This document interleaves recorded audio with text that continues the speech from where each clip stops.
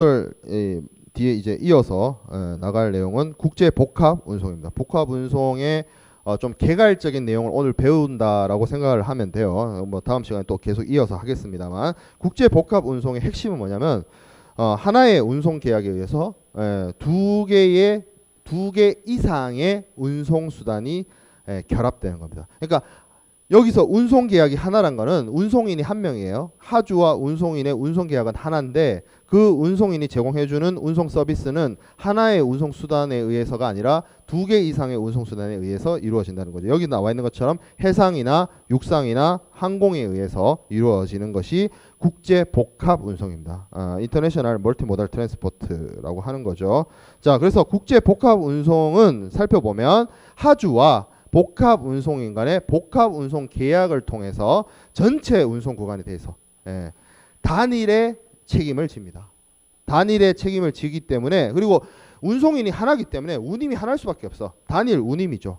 그리고 운송인이 한 명이기 때문에 복합 운송 서류를 발행을 합니다. 이 복합 운송 서류가 쉽게 말해서 육상 구간, 해상 구간, 항공 구간의 전반적인 전체적인 커버를 하는 거죠.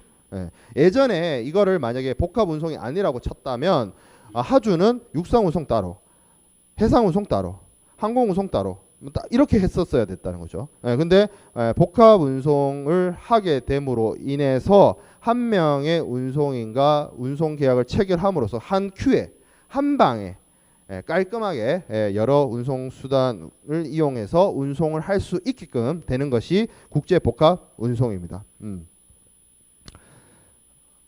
자, 그래서 대표적인 국제 복합 운송의 경로가 이렇게 되어 있어요. 요 정도 알면 될 것 같아요. 뭐 더 있을 수는 있습니다만 세부적으로 크게 이렇게 봤을 때 오른쪽으로 가는 북미 쪽으로 가는 북미 쪽에 그 랜드 브릿지들 이런 것들이 있을 수 있고, 아니면 이제 유럽으로 가는 시베리아 랜드 브릿지라든지 뭐 이런 것들이 있을 수 있습니다. 좀 하나씩 좀 살펴볼게요. 자, 시베리아 랜드 브릿지입니다. SLB라고 하죠. 시베리아, 그러니까 그 지금 러시아 지역을 간통해서, 우리나라에서 러시아 지역을 간통해서 유럽으로 나아가는 방법입니다. 그래서 크게 한 세 가지 루트가 있는데, 첫 번째가 트랜스시입니다. 트랜스시가 뭐냐면 여기 밑에 실내를 보면 쉽게 이해할 수 있어요. 우리나라, 한국이나 일본에서 배를 타고 블라디보스토크의 옆에 가면 보스토친이라는 항구가 있어요. 블라디보스토크 옆에 거기 내립니다. 거기서 그래서 철도를 타고 어디로 가느냐, 여기 보면 뭐 내가 여기 있는 도시들을 다 잘 모르는데 몇몇 군데 아는 데만 얘기하면, 리가가 뭐냐면 그 발틱해의 에스토니아인가 거기 있는 항구예요. 그리고 여기 세 번째 보면 생트페테르부르크. 상트페테르부르크. 옛날에 그 이 도시가 예전에는 레닌그라드라고 불린 시절이 있었어. 구소련 시절 때는. 근데 지금은 상트페테르부르크야. 그러니까 러시아의 지금 그러니까 우리 그 극동 지역 아시아 쪽의 항구가 블라디보스토크잖아요. 저쪽 유럽 쪽의 러시아 항구가 그 발틱해, 그러니까 그 스웨덴, 핀란드, 덴마크 있는 그 바다로 나갈 수 있는 러시아의 항구가 상트페테르부르크입니다. 이 도시가 그 표트르 대제가 만든 그 도시야. 되게 그 유명한 도시인데, 여기로 가거나 아니면 오데사라는 데가 있어요. 여기 밑에. 오데사는 어디냐면 흑해 연안 도시예요. 러시아 지금 그 시끄럽죠. 거기 우크라이나하고 뭐 크림반도 때문에 우크라이나와 크림반도 분쟁으로 그 시끄러운 그 지역의 흑해 연안에 있는 항구 도시가 오데사예요. 그러면 쉽게 말해서 보스토치니로 가서 시베리아 횡단 철도를 타고 리가로 가든지 아니면 생트페테르부르크로 가든지 오데사로 가면 쉽게 말해서 발틱해나 흑해 연안의 항구 도시로 가는 겁니다. 그럼 거기서 다시 배를 타고 덴마크나 노르웨이나 독일이나 영국이나 그리스나 스페인이나 이탈리아로 들어가는 거예요. 그래서 동유럽에 있는 주요 항구예요. 생트페테르부르크, 리가, 오데사. 그래서 시베리아 횡단 철도를 타고, 그래서 철도 타고 가서 다시 바다로 이어진다라고 해서 트랜스시라고 합니다. 그리고 밑에 트랜스레일이 있어요. 트랜스레일. 자, 우리나라에서 배를 타고 다시 블라디보스토크로 가요. 거기서 시베리아 횡단 철도를 탑니다. 쭉 가죠. 쭉 가서 어디로 내리냐? 브레스트. 브레스트. 여기 쭉 도시 이름이 쭉 나열되는데 내가 정확하게 아는 데는 브레스트밖에 없어요. 이게 폴란드에 있는 도시예요. 폴란드. 폴란드에 있는 도시를 타고 다시 또 철도로 계속 갑니다. 유럽 철도로 가는 거죠. 그래서 유럽의 서유럽 국가로 가는. 그래서 시베리아 횡단 철도를 타고 가서 유럽의 철도를 통해서 이송을 한다라고 해서 트랜스레일이라고 합니다. 트랜스레일. 자, 그리고 밑에 거. 우리나라에서 블라디보스토크 쪽으로 가서 철도, 시베리아 횡단 철도를 활용을 해서 그 폴란드에 있는 브레스트까지 육상 운송을 하고 거기서 어떻게 한다? 트럭으로, 철도가 아닌 트럭으로 운송하는 것을 트래콘스라고 합니다. 그래서 이런 방식이 시베리아 랜드 브릿지예요. 근데 여기 보면 대체적으로 소요 일수를 보면 거의 한 달 걸려요. 한 달. 그래서 이거 한 달 걸리거든. 시베리아 횡단철도 이용해가지고 유럽으로 보내면. 근데 문제는 뭐냐면 우리나라에서 배 선박에 실어가지고 수에즈 운하를 통과해가지고 유럽으로 보내는 그 루트 있죠. 그 루트로 보내도 한 달 걸려요. 한 달보다 더 짧게 걸릴 수 있어. 20여일. 그러면 여러분들 생각할 때 시베리아로 보내고 싶어? 바다로 보내고 싶어? 저 시베리아로 가다가 얼어 죽으면 어떡해? 내 하물이. 물론 걔가 생물은 아니겠지만. 그래서 잘 안 쓰여요. 쉽게 말해서. 잘 안 쓰입니다. 불안하거든. 한 적이 너무 많이 되잖아. 중간에. 근데 부산항에서 그냥 저 유럽 가는 컨테이너 선박에다 한번 실으면 엔트워프나 암스테르담 항구까지 논스톱으로 가는데 뭐. 수에즈운하 통과해가지고. 아니면 정 안 되면 희망봉을 돌아서라도. 그래서 잘 안 쓰입니다. 이게 한 적이 너무 많이 되잖아. 불안해서 잘 안 쓰입니다. 실질적으로. 이런 게 그냥 교과서에니까 뭐 수업 시간이니까 이런 게 있다 정도 배우지 실무적으로는 거의 뭐 안 쓰인다 보면 돼요. 자, 그리고 차이나 랜드 브릿지. 차이나 랜드 브릿지는 마찬가지로 우리나라에서 중국의 동해안 쪽으로 이동을 해서 거기서 중국 내륙 횡단 철도를 타고 쉽게 말하면 이제 옛날로 치면 실크로드지. 그 실크로드를 타고 이제 유럽으로 가는 그런 겁니다. 이것도 사실 잘 안 쓰여요. 그냥 바다로 보내지. 자, 그리고 뭐 랜드 브릿지가 있습니다. 랜드 브릿지. 이 시베리아 횡단철도 말고 이제 북미 쪽으로 화물을 보내게 되는 그런 경우인데 미국, 캐나다 있는 그 북미 대륙을 일종의 육교로 활용을 하는 거예요. 육상 교통로를 활용을 해서 우리나라에서 유럽으로 화물을 보내면 랜드 브릿지. 그리고 미국, 캐나다 동해안으로 보내면 미니 랜드 브릿지. 그리고 미국이나 캐나다의 그 내륙 지방, 중부 지방으로 보내면 마이크로 랜드 브릿지라고 개념적으로 보고 있습니다. 그래서 하나하나씩 좀 살펴보면 첫 번째 CLB 있어요. 캐나다 랜드 브릿지입니다. 여기는 밑에는 왼쪽에는 캐나다 해놓고 본문에는 카나다라고 되어 있죠. 실질적으로 그 원어민들이 발음하면 카나다에 가깝긴 해. 하지만 오타란 거지. 그렇죠? 캐나다예요. 우리나라에서는 캐나다로 표현을 하죠. 그래서 우리나라에서 해상을 타고 부산에서 캐나다 서안으로 갑니다. 그래서 캐나다 서쪽에 유명한 도시가 밴쿠버가 있고 그 밴쿠버 건너편에 미국 땅에 시애틀이 있어요. 맨날 비 오는 도시. 시애틀이 거기잖아. 스타벅스의 고향이잖아. 내가 가봤어. 좀 자랑 좀 하려고. 스타벅스 본점. 본점이 아니고 1호점. 스타벅스 1호점. 시애틀에 있어요. 그 캐나다 서안, 미국 서안으로 갑니다. 거기서 어떻게 한다? 철도 운송을 합니다. 철도 운송을 해서 그 캐나다의 동쪽, 그래서 몬트리올 뭐 이런 곳으로 이동을 해서 거기서 다시 배를 태워서 대서양을 건너가는 거죠. 몬트리올도 가봤어. 몬트리올. 배를 타고 가면 함부르크, 독일의 함부르크나 아니면 네덜란드의 로텔담이나 프랑스의 르하브르, 이건 프랑스 항구입니다. 밑에 하브르. 이 곳으로 유럽으로 이동을 하는 것입니다. 이게 보통 한 22일 정도 걸려요. 이게 캐나다 랜드 브릿지입니다. 자, 그리고 밑에 아메리카 랜드 브릿지. 이 원래 랜드 브릿지 개념이 이것 때문에 생겼어요. 여기서 제일 처음 시작된 거야. 그래서 우리나라에서 미국 서해안, LA 롱비치항 이런 곳으로 가서 미국의 그 철도 시스템을 활용을 해서 미국 동해안으로 갑니다. 그런 다음에 거기서 다시 선박을 태워서 유럽으로 들어가는 이게 이제 아메리카 랜드 브릿지입니다. 자, 그리고 미니 랜드 브릿지가 있어요. 미니 랜드 브릿지 MLB라고 하죠. 메이저리그 베이스볼이 아니고 미니 랜드 브릿지입니다. 그래서 우리나라에서 배를 타고 미국 서해안으로 가서 그 어디로 간다? 북미의 그 동쪽 해안. 예, 그러니까 뭐 뉴욕이나 보스턴이 있는 그쪽으로 이동을 하는 것. 아니면 멕시코만, 그러니까 그 텍사스 쪽 있는 그 뭐지 도시 이름이 생각이 안 난다. 루이지애나 그쪽 도시 이름이 생각이 안 나지. 뉴얼리언스 그쪽으로 내려가는 그 방법이 미니랜드 브릿지입니다. 자, 그리고 IPI라고 있어요. IPI 인테리어 포인트 인터모달이라고 하는 건데 내륙 지점 복합 운송이라고 합니다. 우리나라 말로 뭐냐면 우리나라에서 배를 타고 미국 서해안으로 가서 북미에 있는 내륙에 있는 도시들, 북미 내륙에 있는 도시들, 뭐 시카고라든지 뭐 애틀란타라든지 뭐 그런 곳으로 가는 경우를 IPI라고 합니다.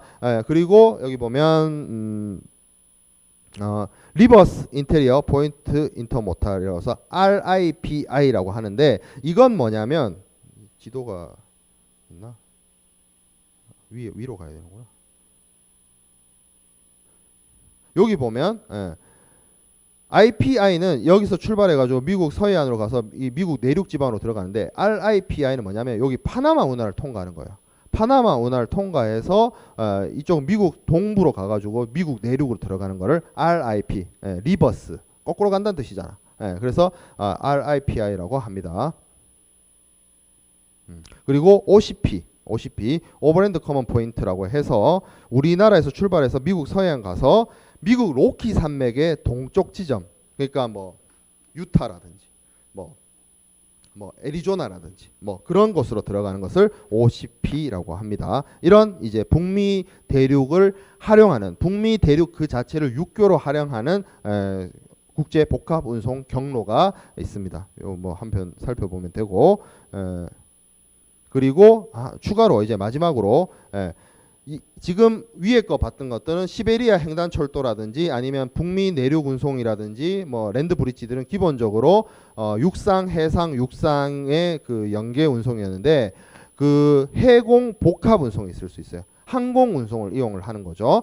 그러면 굉장히 기간이 단축됩니다. 아니 그러면 처음부터 비행기로 다 보내면 되잖아. 비행기로 다 보내면 직항 노선 비행기 타보면 알겠지만 한적 그 경유할 때랑 그 직항 탈 때 그 여러분들 비행기 표값 차이 알죠? 그렇기 때문에 표값 아낄 때 쓰는 거야.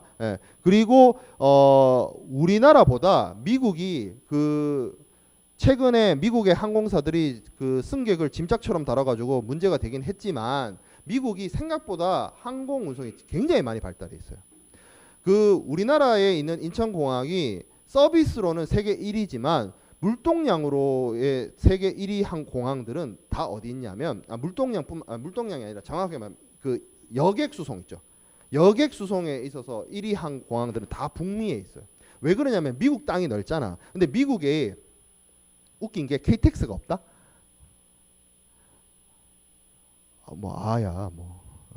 미국 사람한테 물어봐. KTX 있는지. 고속철도 있는지. 없어요. 미국은. 저 유럽은 있어. 알죠? 뭐 떼제베나 뭐 이런 거 들어봤죠. 일본 있어. 신칸센 있죠. 근데 우리도 있어. 우리나라 땅이 미국의 일개 주밖에 안 되잖아, 사이즈가. 근데 고속철도가 있는데 미국은 고속철도가 없어요. 뭔다? 사람들 급하면 비행기 탑니다. 도시와 도시 간의 이동을 웬만하면 비행기 타요. 우리가 KTX 타듯이 걔네들 비행기 타고 다녀요. 그렇다 보니까 여객 수송에 있어서 압도적인 1위부터 10위 공항들이 미국에 있는 공항들이야. 그래서 지금 내가 이 얘기를 왜 꺼내냐면 미국까지 가서 미국 안에서 이동하는 거 있죠. 미국 국내선 활용하는 거. 미국 국내선이 훨씬 싸거든. 그건 싸게 치거든. 그래서 지금 요 방식이 나오는 거예요. 그래서 우리나라에서 북미의 그 서해안으로 가서 거기서 비행기를 타고 미국 내 어디 지점이나 아니면 뭐 유럽으로 가거나 아니면 뭐 남미로 가거나 이런 방식의 운송을 하는 것이 해공 복합 운송으로서 북미 경유 루트가 있는 거죠. 자, 그리고 밑에 있는 거, 중간에 있는 거 뭐예요? 요즘에 유럽 갈 때 여러분들 좀 싸게 가려면 이렇게들 많이 갑니다. 어디를 경유하는 거야? 두바이 경유하는 거지. 두바이를 경유를 해서 아니면 홍콩이나 방콕이나 싱가포르를 경유해서 동남아나 아니면 저기 그 서남아를 경유해가지고 어디로 들어간다? 유럽으로 들어간다. 요게 우리나라에서 유럽 직항 노선으로 들어가는 것보다 훨씬 싸죠. 가본 사람들 알 거야. 그래서 이렇게 이용을 하는 경우도 있습니다. 자, 그리고 러시아를 경유해서 유럽으로 가는 경우가 있어요. 그래서 뭐 해상으로 블라디보스톡으로 가가지고 거기서 비행기를 타고 모스크바로. 그래서 모스크바에서 내가 가고 싶은 유럽의 어느 도시로 들어가는 이런 방식도 있어요. 훨씬 싸게 치겠죠. 하지만 엄청 피곤하겠죠. 유럽에 도착했을 때쯤에 이제 완전 탈진해 있겠지. 이런 식으로 가버리면 거기서 놀지도 못하겠죠. 어쨌든 그런 식의 경로도 있습니다. 화물을 운송을 하는 데 있어서. 자, 그래서 요게 이제 주요한 복합 운송 경로였고, 또 이어서 볼 건 뭐냐면 복합 운송인의 유형이에요. 복합 운송인의 유형. 실제 운송인형이 있을 수 있고, 계약 운송인형이 있을 수 있고, 무선박 운송인형이 있을 수 있습니다. 자, 뭐냐면 사실 무선박 운송인은 계약 운송인하고 같은 의미예요. 같은 의미인데, 보면 실제로 그 복합 운송을 할 때 그 육상 구간이나 해상 구간이나 항공 운송 구간에서 실제로 운송 서비스를 자기 선박과 자기 비행기와 자기 트럭을 가지고 운송 서비스를 제공하는 사람을 실제 운송인이라고 합니다. 자, 그리고 계약 운송인은 뭐냐면 실제 직접적인 운송 수단을 보유하고 있지도 않고 자기가 직접 그 운송 수단을 활용하지도 않아요. 뭐만 하냐면 하주와 운송 계약을 통해서 맺어서 운송 계약을 맺고 실제로는 실제 운송인들을 수배해가지고 그 일을 맡기는 거죠. 중간에서 운송 주선 역할을만 하는 사람을 계약 운송인형, 쉽게 말해서 운송 주선인, 이런 표현을 씁니다. 그래서 이런 계약 운송인은 실제로 선박을 가지고 있지 않다고 해서 Non-Vessel Operating Command Carrier라고 해서 MVOCC라고 합니다. MVOCC는 사실 미국 쪽에서 만든 명칭이에요. 미국 쪽에서 만든 명칭이다. 그래서 운송 주선인, Freight Forwarder를 얘기를 하는 거죠. 그래서 운송 주선인이 있고, 이 사람이 이제 프라이트 포워더고 하주가 있으면 운송 계약은 이렇게 체결을 하고, 실제로는 육상 구간이면 육상 구간, 해상 구간이면 해상 구간, 뭐 항공 구간이면 항공 구간, 뭐 이거를 실제로 운송하는 실제 운송인이 따로 또 있다는 거죠. 이런 방식으로 되는 거죠. 운송 계약을 체결하는 것은 계약 운송인, 아니면 이제 실제로 운송 수단을 보유해서 실제로 선박이나 트럭이나 비행기를 운용을 하는 그런 실제 운송인, 이렇게 나뉩니다. 자, 그래서 이러한 복합 운송인이 운송을 함에 있어서 그 화물의 멸실 손상에 대해서 책임을 지는 데에 그 방식이 이렇게 세 가지가 있습니다. 물론 이거는 복합 운송인만 적용되는 게 아니라 모든 운송인의 책임 방식이 이렇게 나뉘어질 수 있어요. 그래서 첫 번째 볼 수 있는 게 가실 책임 원칙입니다. 가실 책임 원칙. 그래서 가실이 있는 경우에 책임을 진다는 것이죠. 뭐다? 우리 공부했죠. 해상 운송인들이 다 가실 책임주의였죠. 뭐 함부르크에 와서 가실 추정 뭐 이런 것도 있긴 했습니다만, 기본적으로 내가 운송인, 내가 뭔가 잘못한 게 있으면 책임진다. 내가 최선을 다했다면 잘못이 없으니까 책임지지 않는다. 뭐 그런 주의였어요. 상당한 주의 의무. 그래서 절대적 주의 의무가 아니라 상당한 주의 의무를 진다. 그런 얘기를 했었죠. 자, 무가실 책임 원칙이 있습니다. 무가실 책임 원칙은 뭐냐면, 일단 사고가 나면 운송인이나 운송인의 사용인들이 책임집니다. 책임져요. 그게 가실 여부를 불문하고 운송인이 책임진다라고 해서 무가실 책임 원칙이라고 합니다. 근데 예외가 있어요. 예외. 어떤 면제 사유, 면책 사유가 있습니다. 그 면책 사유에 해당이 되면 운송인이 책임지지 않습니다. 무가실이라 할지라도. 그게 어떤 것이냐? 화물의 뭐 포장 불비라든지 아니면 화물 고유의 하자라든지 뭐 이런 것의 경우까지도 운송인한테 책임지라 그러면 너무 가혹하기 때문에 무가실 책임주의라 할지라도 그런 경우 화물의 고유하자 같은 것에 대해서는 운송인이 책임지지 않습니다. 이게 기본적인 거고, 엄격 책임이 있어요. 엄격 책임. 이거는 이제 면책도 없는 거야. 면책도 없는 거, 그런 것들을 엄격 책임이라고 합니다. 엄격 책임은 사실상 없고, 무가실 책임 원칙을 볼 수 있는 곳이 어디냐면 항공운송 같은 곳에서 볼 수 있을 거예요. 곧 하겠죠. 학기 말에 거의 끝날 때쯤에 합니다. 자, 그리고 복합 운송인의 책임 체계가 있습니다.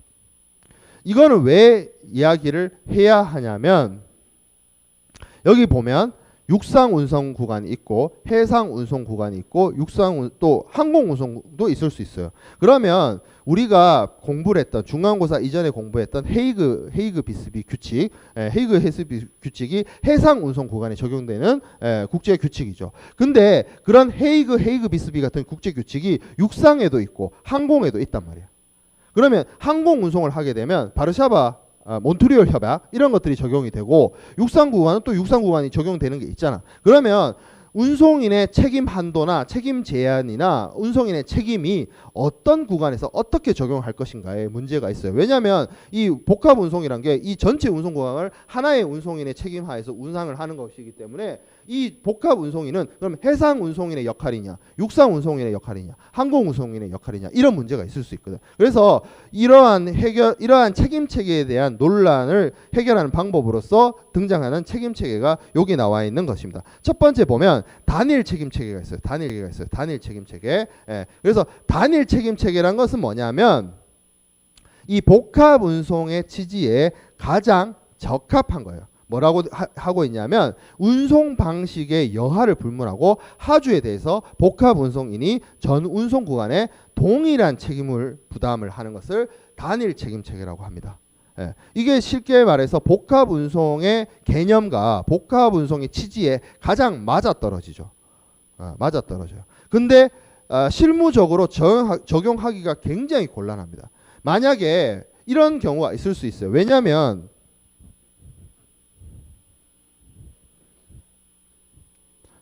이 운송 주선인이 복합 운송인이잖아요. 이 복합 운송인과 이 각 구간의 실제 운송인은 무슨 관계예요? 계약 관계죠. 여기도 계약 관계잖아. 운송인이 운송인한테 운송을 맡기는 거죠. 쉽게 말하면. 그러면 이 실제 운송인이 책임지는 책임 제한과 책임 부담이 있을 거란 말이죠. 그래서 이런 경우가 있을 수 있어요. 단일 책임 체계를 잘못 적용하면 운송 주선인, 복합 운송인은 자기의 책임 범위에 해당이 돼서 이 하주한테 배상을 해줘요.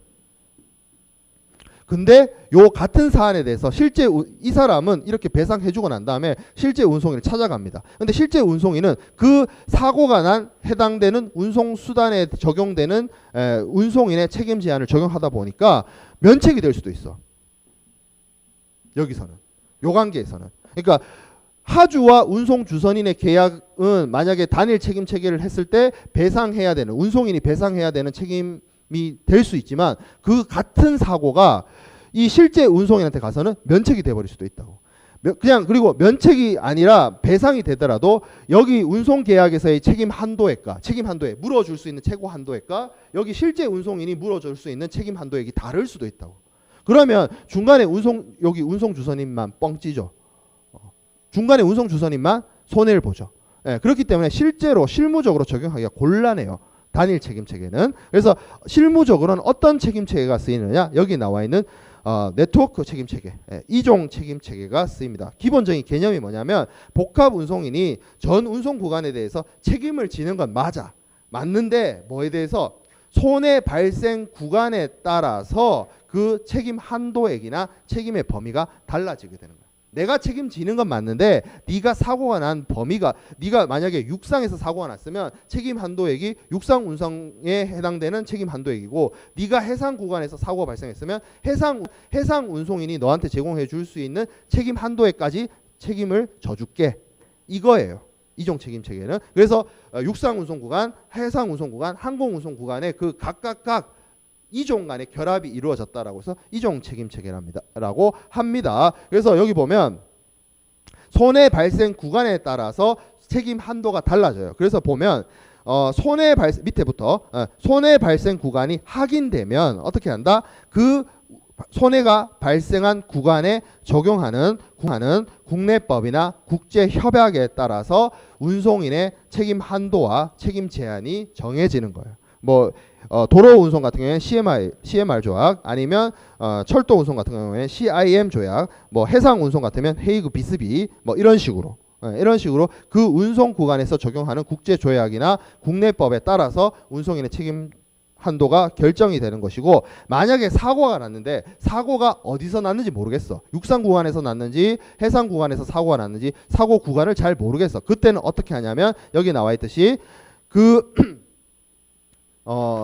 별도로 정해진 원칙, 그러니까 그 복합 운송 국제 규칙에 따라서 조금씩 다른데 거기서 정해 놓은 방식이 있어요. 뭐 함부르크 규칙이라고 되어 있는데 뭐 MT 조약이나 웅크타드 ICC 통일 규칙에 따라서 거기에 보면 뭐 얼마의 책임 한도를 진다, 얼마의 책임 제한을 진다라는 내용들이 들어가 있습니다. 손해가 발생하지 않았을 때. 그러니까 손해 발생 구간을 정확히 모를 때만 그 국제 규칙에 있는 내용을 적용하고, 손해 발생 구간이 명확하면 그 해당되는 운송 구간에 적용되는 국제 규칙을 적용한다. 이게 이종 책임 체계의 핵심입니다. 자, 그리고 변형 단일 책임 체계가 있을 수 있어요. 변형 단일 책임 체계. 요거는 뭐냐면 위에 있는 단일 책임 체계와 이종 책임 체계를 절충을 해가지고 복합 운송인의 책임 자체에는 일률적인 책임을 적용하는데 뭐만? 책임 보상 한도만, 한도만 667 SDR 그런 거 있죠. 그런 한도만 발생 구간에 따라서 적용을 하는 것을 변형 단일 책임 체계라고 합니다. 실질적으로 국제 복합 운송에서 가장 많이 쓰이고 현실 실무에서 가장 많이 쓰이는 웅크타드 ICC 복합 운송 통일 규칙에서 변형 단일 책임 체계를 쓰고 있습니다. 우리가 곧 공부하게 될 거예요.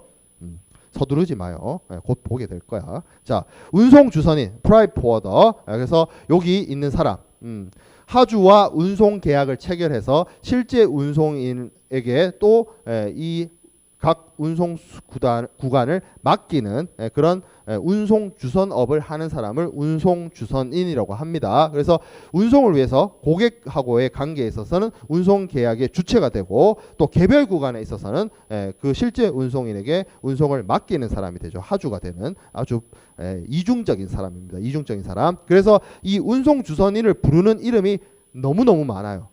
여기 보면 포워딩 에이전트, 인터내셔널 포워딩 에이전트, shipping 에이전트, MVOCC, 인터내셔널 프라이트 포워더, 이게 다 이 사람을 지칭하는 이름이에요. 운송 주선인을 지칭하는 이름입니다. 자, 그리고 이 사람이 하는 일은 뭐다? 화물을 인도하는 것이고, 운송을 각 구간을 수배하죠.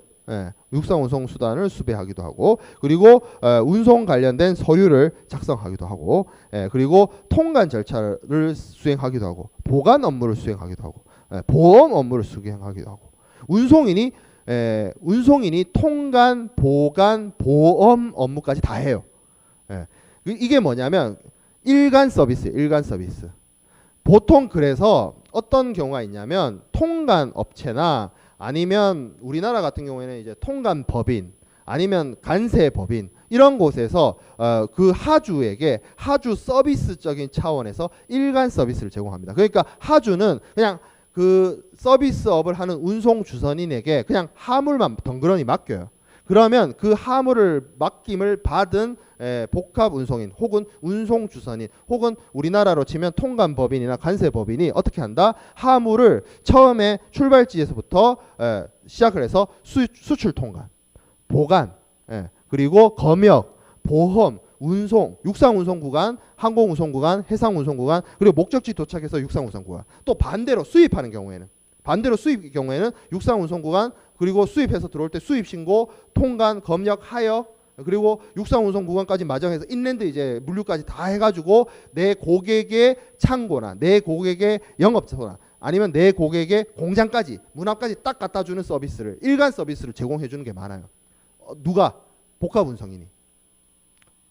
이게 이런 것까지 해야 뭔가 경쟁이 되지 않겠어? 이 사람들은 실질적으로 이 운송 주선인은 자기가 선박을 갖고 있거나 자기가 비행기를 갖거나 이런 사람들이 아니야. 그래서 중간에서 쉽게 말하면 뭐 복덕방 아저씨 마냥 중간에서 수수료 먹는 사람이야. 그럼 수수료 먹는 사람이 뭔가 좀 다른 사람, 다른 자기의 경쟁자들에게 이겨내기 위해서 할 수 있는 건 뭐냐면 자기 고객한테 조금이라도 더 많은 서비스를 제공해 주는 게 방법이야. 그래서 운송 주선인들이 실제적으로 실무에서 가보면 이런 통관 절차라든지 보관이라든지 보험이라든지 이런 업무를 대행해줘요.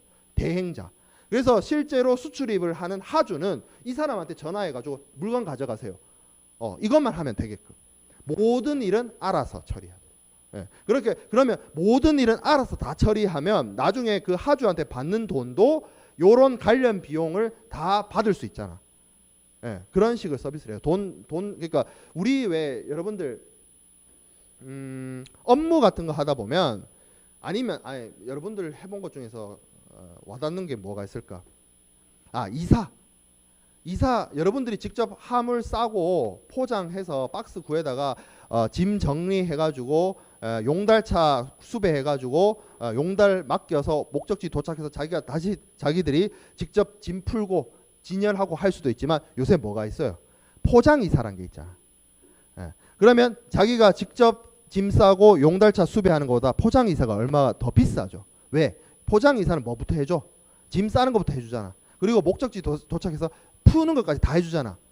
원하는 위치에 저기 갖다 주세요. 그러면 저기 갖다 놔주잖아. 포장이사 해주시는 분들이. 그런 거 생각해 보면 돼요. 그러니까 이런 운송 서비스 자체도 운송 주선인이 이런 프라이빗 포워더들이 그런 포장이사 마냥 출발지에서부터 목적지까지 들어가는 여러 가지 비용이나 여러 가지 업무를 한꺼번에 다 해준다. 그런 식의 개념이 있습니다. 실무적으로 이렇게 돌아가고 있어요. 지금 분위기가. 자, 그리고 복합 운송 서류에는 통선화증권이 있고 복합 운송 서류가 있습니다. 통운송은 뭐 몇 번 얘기를 했지만 여러 가지 운송 수단이 함께 사용되는데 그 각 운송 구간에 대해서 책임지는 운송인이 다른 경우를 보통 얘기를 해요. 개념적으로는. 근데 사실상 그 통운송하고 복합운송의 그 차이가 별로 없어요. 그리고 복합운송의 경우에는 주로 어떤 운송 서류가 쓰이냐면 선화증권 형식의 복합운송 서류가 많이 쓰입니다. 여기 보면 복합운송 선화증권이라는 거 보이죠? MTBL이라고 되어 있는데 뭐 표현은 뭐 여러 가지 등장할 수 있고 실질적으로 실무적으로 가장 많이 쓰는 거는 그 복합운송 주선인들의 협회가 있어요. 피아타라고. 그래서 피아타 BL이 제일 많이 써요. 복합운송 선화증권. 그러니까 복합운송 서류인데 형식이나 양식이 선화증권 형식이에요. 그게 복합운송 서류로서 가장 많이 쓰입니다. 자, 그런 복합 운송 서류의 기능은 선화증권 형식, 아까 얘기가 뭐였어요? 복합 운송 서류인데 형식이나 양식이 선화증권이라고 그랬잖아. 그래서 선화증권의 기능은 똑같아요. 물품의 수령증으로서 역할을 할 수도 있고 운송계약의 추정적 증거로서도 활용할 수 있고 그리고 복합 운송 서류를 원본의 권리증권성을 가진, 왜냐하면 선화증권 양식이니까. 선화증권인데 뭐가 들어가 있다? 육상 운송 구간을 운송 서비스를 제공하는 것이 내용이 들어가 있을 뿐 사실상 선화증권과 같아요. 그래서 선화증권처럼 권리증권성을 가질 수도 있습니다. 이런 것이 복합운송 서류로서 쓰이는 것이고, 자, 여기 42번 슬라이드부터는 뭐냐면 신용장 통일규칙 UCP 600에 보면 거기 복합운송 서류, 그러니까 거기서는 복합운송 서류라는 표현을 쓰진 않고 두 가지 이상 운송 수단에 의해서 이행되는 운송 서류 뭐 이렇게 표현을 하고 있는데, 그러한 복합운송 서류의 신용장상 은행의 수리 요건을 좀 볼 거예요. 요거 보면 끝나. 얼마 안 남았어요. 자, 그래서 이건 이제 슬라이드가 많을 뿐 내용은 많지 않아요. 거기에 있는 수리 요건을 봅니다. 지난 시간에 봤던 거는 뭐였냐면 선화증권, 해상 운송에서 사용되는 BL의 수리 요건이었고, 요거는 지금 우리가 보고 요 시간 우리 지금 현재 수업 시간에서 보는 신용장 통일 규칙의 수리 요건은 복합 운송 서류의 수리 요건입니다. 내용이 대동소이합니다. 왜 그러냐면 복합 운송 서류도 선화증권 양식에 따라서 발행되기 때문에. 그래서 운송 서류의 명칭에 보면 UCP 619조에 따라서 명칭을 살펴보면 명칭은 굉장히 다양해요. 멀티모달 트랜스포트 다큐먼트, 컴바인 트랜스포트 다큐먼트, 아니면 BL 형식이면 멀티모달 트랜스포트 BL, 이런 식으로 명칭은 다양합니다. 그래서 그 명칭이 중요한 것이 아니라 내용이 중요합니다. 내용. 그래서 복합 운송 서류에는 선화증권처럼 운송인의 명칭이 표시되어 있어야 합니다. 그리고 그 운송인의 명칭이 표시되어 있고 운송인이나 선장이나 그리고 이들의 운송인 또는 선장의 대리인에 의해서 서명이 되어져야 해요. 이거는 지난 시간에 했던 선화증권의 그 수리 요건과 일맥상통합니다. 그래서 쭉 그 같은 내용이고, 다만 그 서류가 복합 운송 서류라는 것밖에 차이가 없어요. 그 지난 시간에 다 했던 내용이죠. 이런 것들. 자, 그리고 선화증권에는 선적 선화증권과 수치 선화증권이 중요했는데 복합 운송에서는 무슨 표현이 등장하냐면 물품의 선적에 대해서 세 가지 표현이 나와요. 여기 나와 있죠. 이거를 이제 여기 발송 디스패치, 그리고 수탁 테이크 인 찰지, 그리고 ship on board 본선 적재. 그래서 이거를 뭐 발수선, 나는 뭐 이렇게 외웠는데 발수선, 발송, 수탁, 선적, 요 세 가지가 물품의 선적을 의미합니다. 그 선화증권의 수리 요건에서는 선적 선화증권이어야 된다, 수치 선화증권은 안 된다, 그런 내용이 있었지만 복합 운송 서류에서는 이 복합 운송 서류에 하물이 발송됐다, 하물이 수탁됐다, 하물이 본선 적재됐다, 이 세 가지 표현 중에 아무거나 쓰여도 상관없어요. 그러면 다 물품이 선적된 걸로 봅니다. 봐요.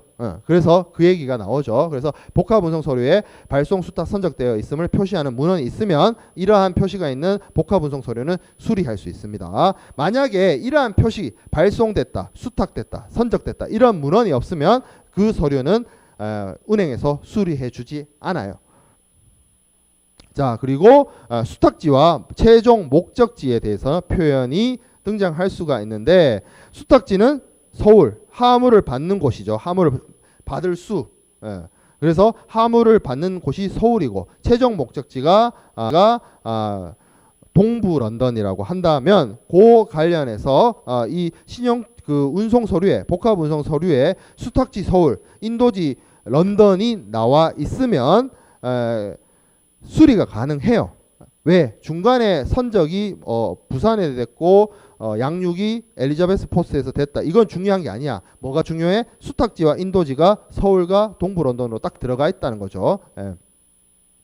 만약에 그 수탁지와 인도지하게 다르게 적재항하고 양육항이 부산 엘리자베스 포트 이것만 적혀 있다 하더라도 사실상 수리 가능합니다. 왜냐하면 이게 복합 운송이기 때문에 이 물품의 그 선적항이나 양육항이 적혀 있지 않고 수탁지 최종 목적지가 적혀 있는 거잖아. 그래서 그거만 충족되면 되기 때문에 BL상의 선적항이나 BL상의 양육항이 어딘가는 사실상 그렇게 중요치는 않아요. 이 복합 운송에 있어서는 그 얘기죠. 자, 그리고 복합 운송 서류상에 예정된 선박, 뭐 예정된 적재항 혹은 예정된 양육항 이런 표시가 있다 하더라도 본선 선적지와 최종 목적지를 표시하고 있으면 수리 가능합니다.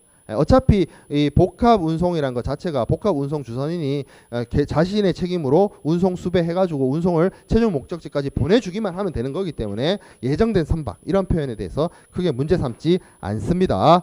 자, 그리고 뭐 이거는 선화증권의 수리 요건과 같죠. 뭐 원본이 발행됐으면 원본이 다 제시돼야 된다. 2통 이상의 원본이 제시됐으면 발행됐으면 그 전통을 제시해야 된다. 이거는 선화증권의 수리 요건과 같고, 그리고 이것도 마찬가지로 선화증권 수리 요건과 같은 게 뭐다? 정식 서류와 약식 서류 다 받아준다. 그것도 같죠. 자, 그리고 용선계약부 선화증권 중에 용선계약부 선화증권 그 자체를 수리 거절되는 것이 아니라 용선계약부 선화증권 내용에 용선계약에 따른다는 내용이 들어가 있으면 그거는 은행이 수리 거절한다라고 했어요. 왜 거절한다? 그 용선자, 그러니까 선주가 이 운송계약에 개입할 수 있는 여지가 생겨버리기 때문에 은행이 수리 거절한다는 이야기를 선화증권 수리 요건 얘기할 때 했었어요. 마찬가지로 복합운송도 복합운송에 사용되는 그 운송수단이 용선에 의해서 빌린 배이며 그 배를 빌린 운송인이 운송 서비스를 제공해주는 그러니까 용선계약부 선화증권 가능합니다. 근데 뭐가 안 된다? 그 용선계약부 선화증권에 용선계약에 따른다는 내용, 그러니까 선주의 개입 여지가 들어가게 되면 그거는 은행이 수용할 수가 없다. 수리 불능한다라는 얘기죠. 그래서 용선계약에 따른다는 표시가 들어가 있는 복합운송 서류는 은행이 수리 거절합니다. 자, 그리고 한적 당연히 일어나겠죠. 복합운송이니까 한적은 필수 불가결한 거예요. 그래서 만약에 신용장상에 한적 금지가 적혀 있는 신용장이라 할지라도 복합운송 서류는 복합운송 자체가 한적을 전제로 하기 때문에 무시하고 그냥 수리됩니다. 한적이 행해질 것이 표시가 되어 있는 서류에 대해서 수리 가능합니다. 자, 그리고 복합 운송 관련 보험이 있습니다. 컨테이너 보험이 있고 화물 보험이 있습니다. 그래서 이 화물 보험, 그러니까 컨테이너 그 껍데기 있죠. 컨테이너를 보험 드는 것도 있고, 컨테이너 안에 실려 있는 화물을 보험을 들 수도 있어요. 그래서 그 컨테이너 안에 실려 있는 화물을 보험 드는 것을 우리가 해상 보험론이나 무역 보험론 시간 때 공부하는 해상 적하 보험이에요. 그거는 한 학기 동안 하는 거야. 지금 이 시간에 할 얘기가 아니야. 그래서 여러분 지난 시간에 왜 잠깐 한 40분 정도 해상보험에 대해서 설명했어요. 제가. 그런 내용들이 해당되는 게 화물보험, 화물에 대한 보험이 여기 해당되고, 지금 여기 나와 있는 것 중에서 중요한 건 뭐냐면 껍데기, 컨테이너 그 자체를 어떻게 보험 들 것이냐의 문제도 있어요. 왜 컨테이너를 보험 듭니까? 컨테이너도 재산이야, 재산. 철로 만들었잖아. 알루미늄으로 만들었잖아. 그러니까 그것도 재산이기 때문에 보험을 드립니다. 그래서 컨테이너 자체 보험이 있습니다. 컨테이너 itself insurance라고 되어 있는데, 런던 보험자 협회가 정한 컨테이너 협회 컨테이너 약관이라는 게 또 따로 있어요. 컨테이너만을 위한 보험이죠. 그래서 뭐 이 컨테이너 보험에 대한 내용까지는 지금 이 시간에 볼 수도 없고 볼 필요까지도 없을 것 같아요. 근데 이런 게 있다. 컨테이너 그 자체를 보험에 들 수 있다. 그리고 2번, 3번이 있어요. 2번, 3번은 뭐냐면 1번 보험을 들 때 특약으로서 2번, 3번도 드는 겁니다. 뭐냐면 컨테이너 소유자가 이 컨테이너를 운영하는 도중에 다른 사람에게 신체 상해나 재산 상해 손해를 끼친 경우에 그거 물어줄 때, 그러니까 자동차로 치면 뭐 대차, 대물, 뭐 이거 있죠, 대인, 그거 할 수 있도록 하는 것이 컨테이너 소유자의 제3자 배상 책임 보험입니다. 그래서 컨테이너 껍데기를 보험을 들 때, 이 컨테이너를 보험 들 때, 이 컨테이너가 내 컨테이너라고 친다면 이걸 보험 들었을 때 이 컨테이너 자체가 부서지고 파손되고 했을 때는 컨테이너 자체 보험으로 해결을 하고, 이 컨테이너 때문에 다른 사람의 재산이나 아니면 다른 컨테이너나 다른 화물에 대해서 손해나 피해가 발생하게 되면 컨테이너 소유자 배상 책임 보험을 쓰는 거예요. 무슨 말인지 알겠죠? 요거는 그러니까 위에 컨테이너 자체 보험은 자차, 컨테이너 소유자 배상 책임 보험은 대차, 대인, 대물, 그거예요. 자동차 보험으로 비유를 해보면. 자, 그리고 컨테이너 운영자의 화물 손해 배상 책임 보험은 뭐냐면, 컨테이너를 운영하는 사람이 운송 주선인 같은 사람이죠. 그 화물의 멸실 손상에 대해서 하주에 대해서 배상 책임을 져는 거예요. 그러니까 이 컨테이너가 내 거야. 혹은 운송인 거야. 그래서 이 운송 서비스를 제공하는데, 이 운송 서비스를 제공해주는 하주가 이 컨테이너 안에 화물을 실었어요. 근데 이 컨테이너 안에 실려있는 화물이 멸실 손상됐어. 그러면 물어줘야 되잖아. 그때 적용할 수 있는 게 컨테이너 운영자의 화물 손해 배상 책임입니다. 그래서 요런 컨테이너 관련된 보험이 있다 정도로만 체크하면 될 것 같아요. 자, 이제 나머지는 뭐 그렇게 중요한 내용은 아닙니다. 복합 운송을 사용할 수 있는 인커텀스, 정형 거래 조건을 조금 살펴보고 수업을 마치도록 하겠습니다. 그래서 EXW나 FCA나 뭐예요? 모두 해상 운송에서 전용하는 정형 거래 규칙이 아니고 다양한 2종 이상의 운송수단에 상관없이 사용할 수 있는 정형 거래 규칙이에요. 그래서 차이점은 EXW는 매도인의 구내에서 매도인의 책임에서 매수인의 임의 처분하에 놓이면 물건이 충당이 되면 매도인에서 매수인에게로 물품이 인도되는 것이 EXW고, FCA는 뭐냐면 프리캐리어라고 해서 매수인이 수배한 운송인, 최초 운송인에게 매도인이 물품을 인도하게 되면 매도인에게서 매수인에게로 물품이 인도되고 위험도 이전되고 하는 것이 FCA입니다. 요 두 가지 정형거래 규칙 모두 다 이 복합 운송에서 사용할 수가 있습니다. 운송수단에 상관없이 쓸 수 있기 때문에. 자, 그리고 FCA나 CPT, 그리고 뭐 이거 뒤에 뭐 같은 내용이니까 같이 볼게요. 58번 슬라이드에서 FCA, CPT, CIP 요 세 가지 자체가 뭐에 쓸 수 있다? 복합 운송에서 충분히 사용 가능합니다. 그리고 컨테이너 운송과 복합 운송에 사용하기에 적합하도록 만들어져 있어요. 그래서 요 세 가지 다 뭐다? 선적지에서 그 운송인에게 물품을 인도하게 되면 물품이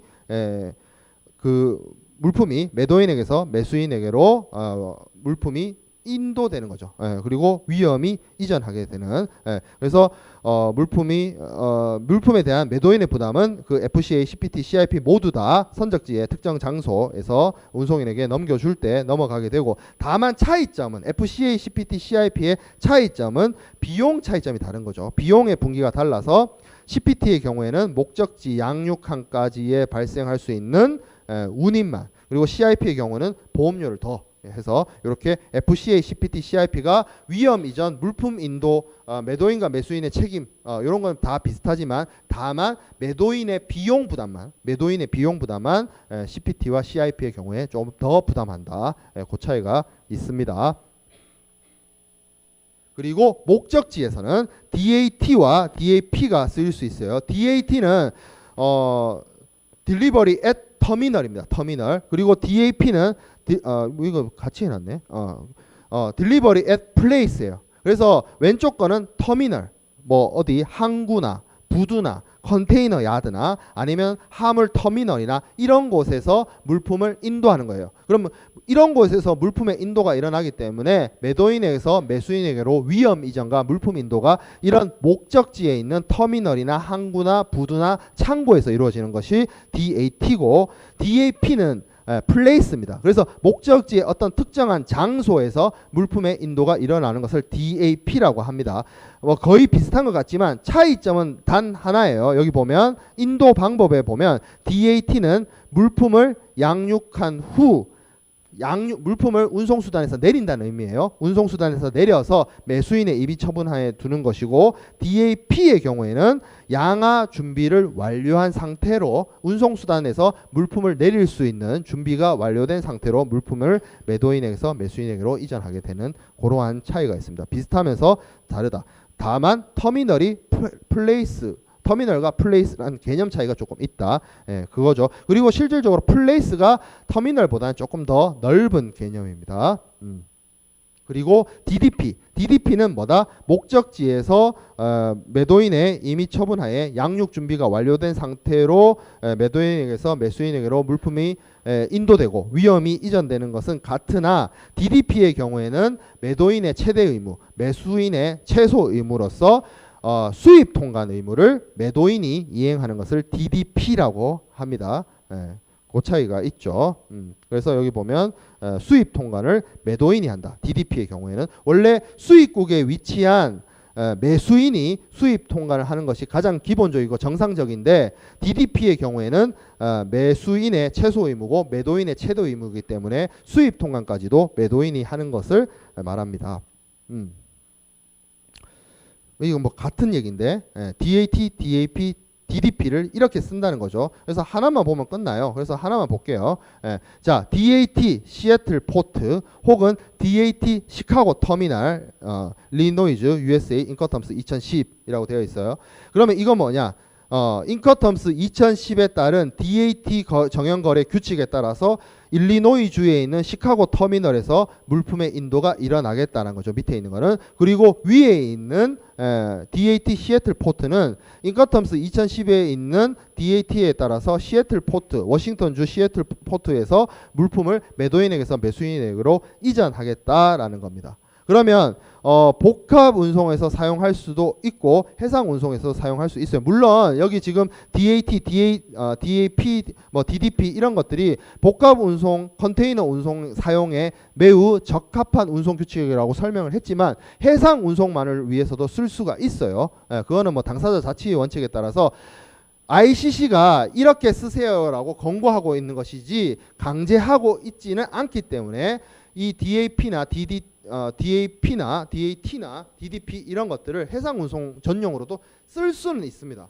쓸 수는 있지만 무슨 얘기야? 복합운송이나 컨테이너 운송에 더 적합하다라는 거죠. 그래서 DAT를 통해서 복합운송을 해서 우리나라 부산항에서 출발한 화물이 여기 나와 있는 것처럼 IPI를 통해서 어디로 간다? 시카고로 가게 된다라고 한다면 이때 사용할 수 있는 정형거래 규칙이 뭐다? DAT를 쓸 수도 있고 여기 나와 있는 것처럼 DAP를 쓸 수도 있고 그리고 DDP도 쓸 수 있다. 그러면 DAT, DAP, DDT 이렇게 이렇게 알파벳을 자꾸 똑같은 알파벳을 얘기하니까 발음이 꼬이지. 어쨌든 DAT, DAP, DDP의 차이점이 뭐였어요? 매도인과 매수인의 그 약간의 의무 차이였죠. 양하 의무를 누가 하느냐, 수입 통관 누가 하느냐. 어찌 됐든 이런 식으로 목적지에 시카고 내륙지에서 시카고 터미널에서 복합 운송을 통해서 물품을 건네줄 때 이런 정형 거래 규칙을 쓸 수 있다 이거예요. 그리고 쓰기에 적합하다 그겁니다. 자, 그래서 오늘 복합 운송의 기본적인 내용, 개괄적인 내용에 대해서 공부를 했어요. 그래서 다음 시간에는 이제 복합 운송에 대해서 조금 더 국제 규칙, 복합 운송 국제 규칙을 중심으로 조금 더 깊은 내용을 공부하도록 하겠습니다. 수고했고 다음 주에 봅시다. 축제 마지막 날 잘 즐기길 바래요.